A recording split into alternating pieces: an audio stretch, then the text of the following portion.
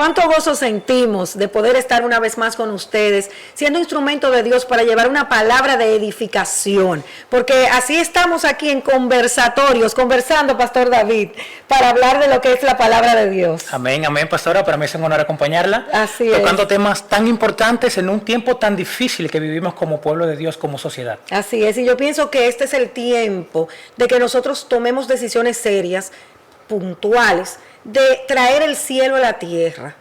¿Cómo eso? ¿Cómo se puede hacer eso? Muy fácil. Es sencillamente abocarnos a estudiar las Escrituras, recibir el mensaje que ella contiene y ante cada proceso en la vida, ante cada situación, pues establecer lo que Dios dice y no sumergirnos ni hundirnos en la palabra que está aconteciendo. Pero para esto tenemos que recordar a tiempo la palabra y hay que estudiarla, pastor, porque si no la estudiamos no puede estar en nosotros. La única forma de que podamos aplicarla es tener nuestro corazón y mente lleno de ella. Así y más ahora que vivimos en un tiempo lleno de crisis, lleno de tribulaciones, que es muy fácil perder de vista lo importante. Así es, y es que yo pienso, pastor, que tenemos que ver como Dios ve. Amén. Porque nosotros tenemos la opción, cuando acontece algo, o lo vemos con nuestras emociones, con nuestra mente humana, que nos va a llevar a temor, a incertidumbre, a confusión, o lo vemos como Dios lo ve, y es un punto que nosotros queremos llevarte hoy para que tu mente sea transformada. Y te quiero poner un ejemplo práctico,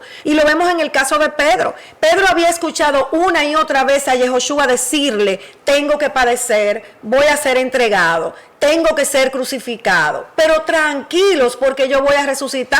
¿Y qué sucedió? Que cuando llegó el momento en cuestión, cuando se suponía que Pedro habría entendido todo, no había entendido nada. Y entonces le brincó a un soldado romano de los que iban a apresar a Yeshua y hasta le cortó la oreja. Entonces, tremendo. ¿qué nos indica esto? Que él estaba viendo con ojos naturales. Las emociones, el dolor, mi maestro, mi Mesías no le pueden hacer eso. Y se olvidó de lo que era la visión celestial. Así es. Y uno se pone en el lugar de Pedro con ese amor que sentía por su maestro, esa cercanía y relación que tenía con él.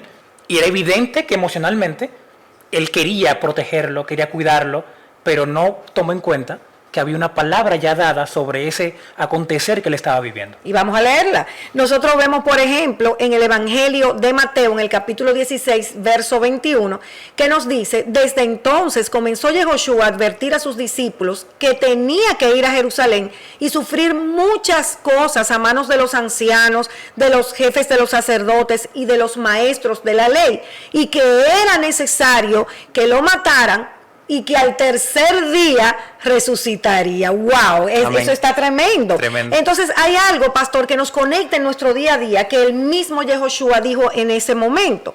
Pedro lo llevó aparte y comenzó a reprenderlo. De ninguna manera, Señor, esto no te sucederá jamás. Imagínate tú. Entonces Yeshua se volvió y le dijo a Pedro: aléjate de mí, Satanás. Satanás, aquí no es Satanás el diablo, sino porque te estás oponiendo. Satanás significa el que se opone, cuando una persona se está oponiendo al propósito de Dios, como es en este caso. Quieres hacerme tropezar. No piensas en las cosas de Dios, sino en las de los hombres. Y ese es el punto. Si nosotros seguimos enfrentando la vida con la mente puesta en las cosas de los hombres, vamos a vivir en frustraciones constantes, en tristezas, en depresiones, en incertidumbre, pastor. Y la sociedad hoy día, la cultura, se ha enfocado en que el hombre en su humanismo como centro de todo tiene que prevalecer con su mente, con sus pensamientos, con sus fuerzas, y eso quita la mirada de nosotros como creyentes de Dios. Excelente. Y fíjate, por eso, no en vano, el Señor dice aquí que le dijo a sus discípulos, en ese mismo contexto: si alguien quiere ser mi discípulo, tiene que negarse a sí mismo y tomar su cruz y seguirme. Porque el que quiera salvar su vida, la perderá.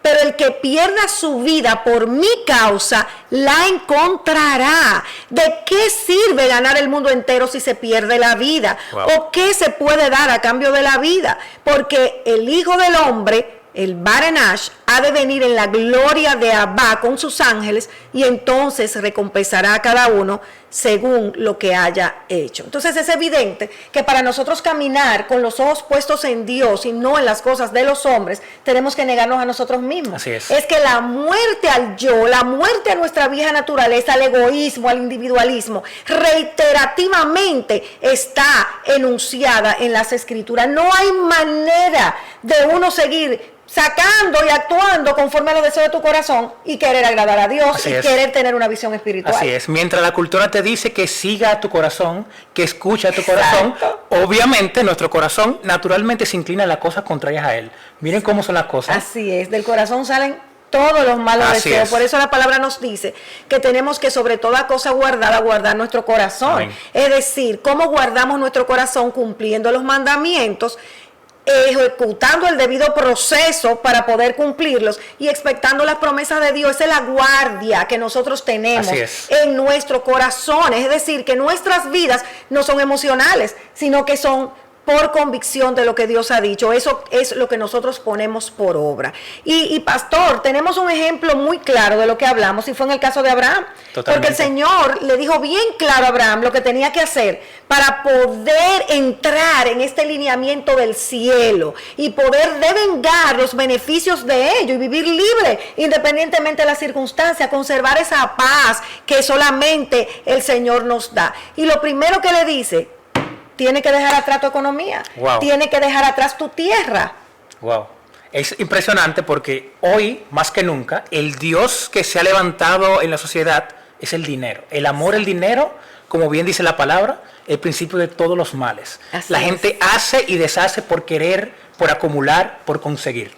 Así es, y lo segundo que le dice es: sal de tu parentela. Entonces ahí conectamos con lo que estamos hablando ahora mismo. Las emociones no pueden gobernar nuestras vidas. Hay sentimientos involucrados, pero cuando esos sentimientos o esas emociones contravienen la palabra de Dios, tenemos que someterla, porque nosotros estamos en una guerra permanente, amados, la luz con las tinieblas, y para nosotros ser coherentes con lo que predicamos, tenemos que someter las emociones. En tiempo de guerra, las emociones no cuentan definitivamente. Así es, así es. Y lo tercero que le dice es: sal de tu parentela. Entonces la parentela nos está hablando de la doctrina, pastor. Wow. Hay que cambiar de mente. Muchísimo. Muchísimas cosas que aprendimos, ya no podemos seguir sosteniéndolas. Hay que desarraigar lo aprendido para poder recibir lo nuevo que Dios tiene para nosotros. Así es. Bien, la palabra decía que no podemos echar un vino nuevo en un odre viejo. Entonces nosotros venimos con esa cultura,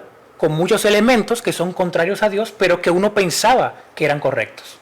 Exacto, pastor. Por eso es que nosotros tenemos que renovar nuestra mente, como decía el apóstol Pablo, cambiando nuestra forma de pensar. Así es. Porque es que así como piensa el hombre, tal es él. Si nosotros pensamos de una manera, así vamos a actuar. Fíjate que cuando tú te permites un pensamiento de tristeza, lo albergaste, ya tu conducta es, ya tú sabes, ya tú no tienes ánimo de nada, ya tú estás rezagado porque la tristeza te invade. Entonces lo primero que nosotros tenemos que hacer es cambiar de mente para que entonces nuestro actuar y las palabras que salen de nuestra boca sean los correctos. Porque, wow, nosotros podemos bendecir una vida. Claro. Levantar una vida, fortalecer una vida con nuestra palabra, o podemos hundirla, pastor. Totalmente. A veces uno se toma eso muy a la ligera, de que las palabras se la lleven viento y las palabras no se la lleva el viento. Las palabras son semillas que se siembran y germinan en su tiempo. Así es. Entonces nosotros estamos haciendo un llamado en este día a que cambies de mente, a que guardes las palabras que salgan de tu boca, y esto junto a morir a ti, morir al yo, al egoísmo, al individualismo, y como Abraham cambiar el esquema de vida y poder entrar en la palabra de Dios, ponerla por obra, ponerla por encima de toda circunstancia, y te aseguramos que de esta manera el cielo se establecerá, se hará en la tierra como es hecho en los cielos, y tú tienes que ser el instrumento. Esperamos que esta palabra haya sido de gran bendición para tu vida y que verdaderamente la pongas por obra de inmediato. Shalom, amados.